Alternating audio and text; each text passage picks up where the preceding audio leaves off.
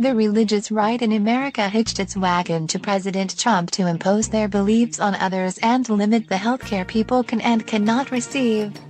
It began with President Trump's first stroke of the pen reinstating and callously expanding the global gag rule.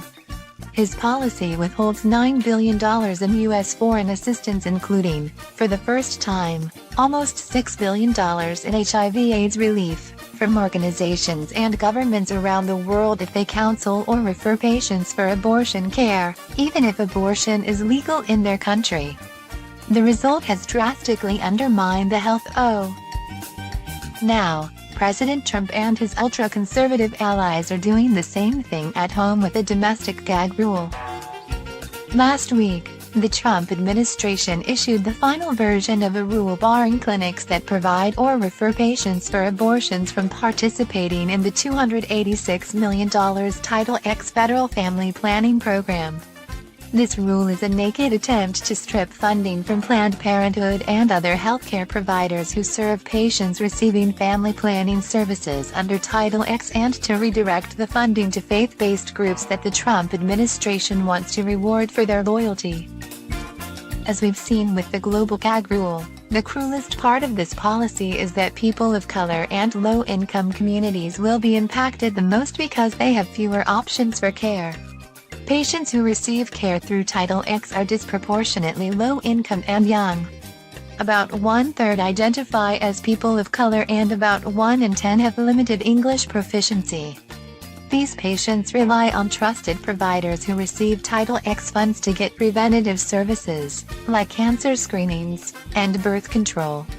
Denying patients the basic care they need goes against the very tenets of social justice.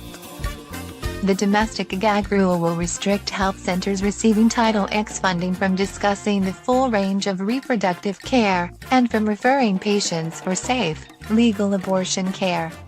It also imposes excessive requirements for facilities to physically and financially separate the services they provide with Title X funding from abortion or abortion referral services they may provide with non-federal dollars.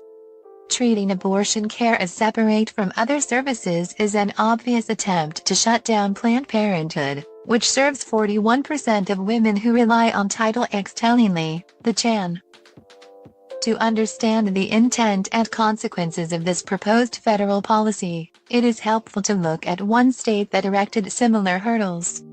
In 2002, the Colorado Department of Public Health and Environment, then led by Jane Norton, put restrictions into place mandating separation of abortion from other services in health centers seeking continued Title X funding. Planned Parenthood of the Rocky Mountains, PPRM, went to great lengths at their Fort Collins Health Center to comply with the new requirements. They built separate entrances and separate waiting rooms to physically quarantine abortion from other health care. PPRM jumped through absurd hoops to continue providing essential health care to their patients, knowing that the restrictions were without basis in patient safety or legal necessity. The state of Colorado still cut off PPRM's Title X funding. In January 2018, the Colorado Supreme Court ruled in favor of PPRM, writing that the argument for separating healthcare services to avoid any commingling of funds was absurd, stretching logic to the breaking point. Let us be clear, these gag rules are not about protecting patients. They exist to create obstacles, to shame, and to stigmatize patients seeking abortion care. They are traps to defund providers, like Planned Parenthood, that believe in providing patients, no matter who they are or what their income level, compassionate, unbiased information about the full spectrum of sexual and reproductive care. Gag rules deny us access to the truth. We have seen how this plays out, and the outcome is clear. When we privilege one set of beliefs over what care people can and cannot access, the most vulnerable pay the price. Americans, especially people of faith committed to social justice, should make their voices heard against this domestic gag rule. It's up to all of us to stand for what is right and fight back against these unconscionable policies. Cynthia Romero is the Director of Communications for Catholics for Choice. Jack Teeter is the Colorado political director for Planned Parenthood of the Rocky Mountains. Planned Parenthood votes Colorado.